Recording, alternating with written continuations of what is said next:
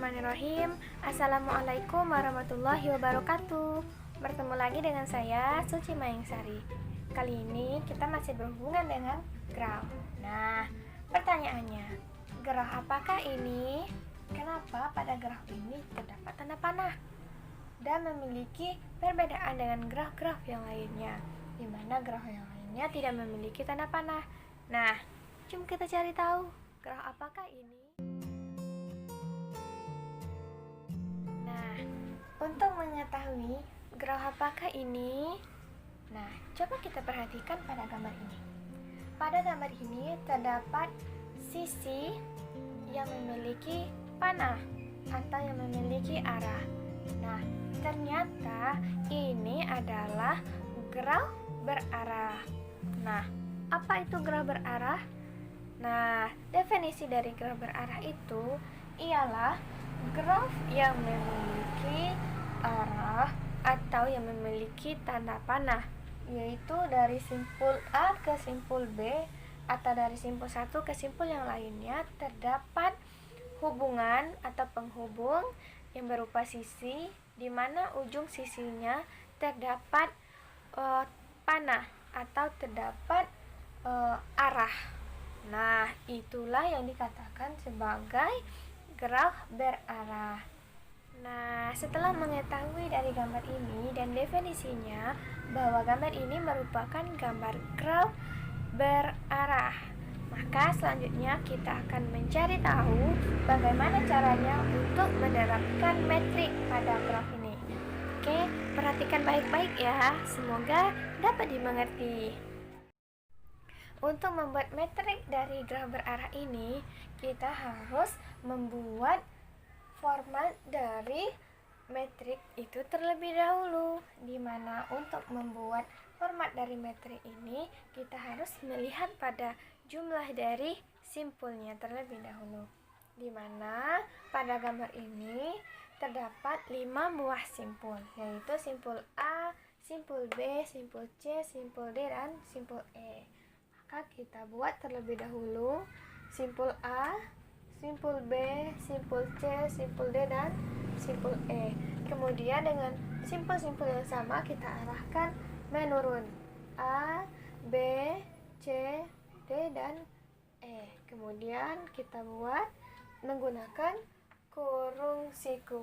Nah, untuk membuat nilai-nilai yang terdapat pada metrik ini, kita harus berpanutan pada arah panahnya, karena ini merupakan dari graf berarah. Maka kita harus melihat panah atau arah panahnya menuju kepada simpul apa atau titik apa.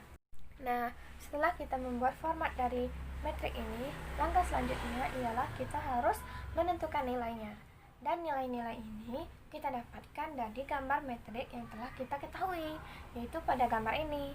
Nah, langkah pertama untuk kita mendapatkan nilai-nilai yang terdapat dari metrik ini, kita harus tahu di mana dalam metrik ini masih bersifat biner atau menggunakan sistem biner, di mana jika ia memiliki hubungan, maka atau terhubung dari simpul A ke simpul B memiliki sisi, maka ia akan bernilai 1.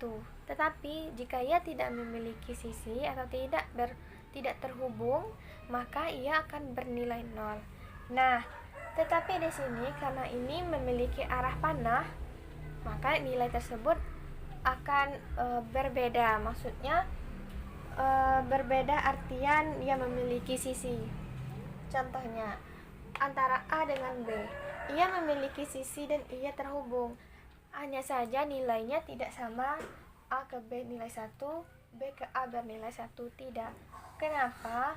Karena keduanya ini memiliki arah panah hanya satu, yaitu menuju ke A. Jadi, dari A ke B ini tidak bernilai 1, melainkan bernilai 0 karena A tidak memiliki arah panah menuju 1 atau ia tidak terhubung dengan B. Nah, seperti itu. Jadi, kita akan coba langsung untuk menentukan nilai untuk mengisi metrik ini. Dari A ke A ia tidak memiliki sisi, jadi nilainya 0.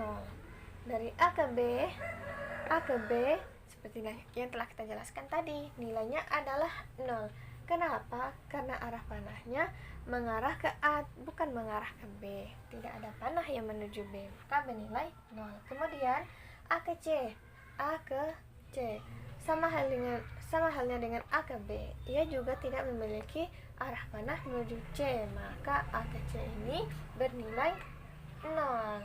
Kemudian A ke D. Nah, kalau ini ia akan bernilai 1 karena arah panahnya sesuai dengan yang kita cari, yaitu dari A menuju D. Ia memiliki arah panah sesuai, yaitu A ke D bernilai 1. Kemudian A ke E. A ke E memiliki nilai 1 juga karena memiliki arah panah menuju E.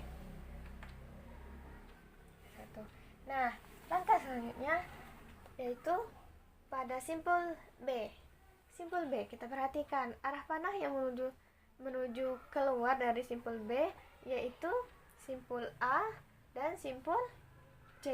Maka kita fokuskan simpul A bernilai 1 dan simpul C bernilai 1.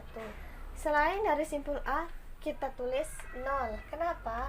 Karena kita sudah tahu, karena ia tidak memiliki hubungannya atau tidak memiliki sisi.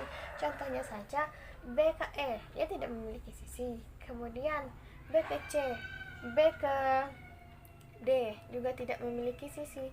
Sedangkan ini memiliki sisi, tetapi ia mengarahkan ke B atau masuk, berarti tidak keluar, berarti ia tidak terhubung dengan C. Maka kita tidak perlu mencari lagi, cukup kita memfokuskan pada simpul yang arahnya keluar, arah keluar atau yang terhubung pada simpul yang lainnya.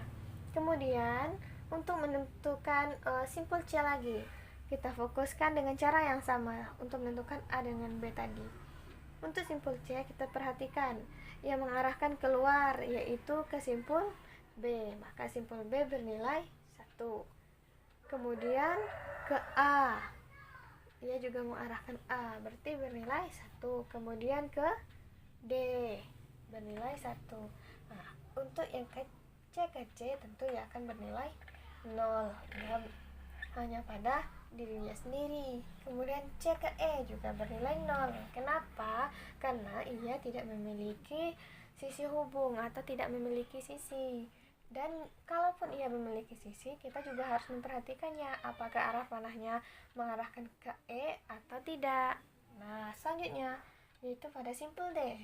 Simpul D kita perhatikan yang keluar hanya kepada simpul C dan simpul E, berarti hanya simpul C yang bernilai 1 dengan simpul E. Selain itu, ia akan bernilai 0. D ke A 0, D ke B 0, dan D ke D 0.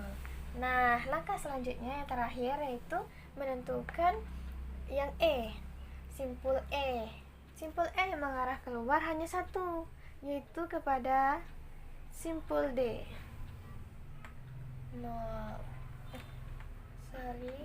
1. Selebihnya 0, dan 0. Kita perhatikan apakah benar demikian. Kita fokuskan kepada simpul E. Simpul E, dari E ini ke A, apakah ia terhubung? Tidak, karena arah panahnya tidak menuju A, tetapi tetap kepada E itu sendiri. Kemudian kepada B, dari E ke B, sudah jelas karena ia tidak memiliki sisi hubung. Kemudian E ke C, sama juga tidak memiliki sisi hubung.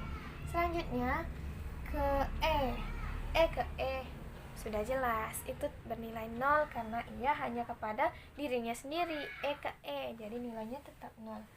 Nah, demikianlah representasi dari graf, yaitu graf berarah dan metriknya. Semoga dapat dimengerti dan dipahami. Semoga bermanfaat, dan jika terdapat kesalahan mohon dimaafkan. Assalamualaikum warahmatullahi wabarakatuh.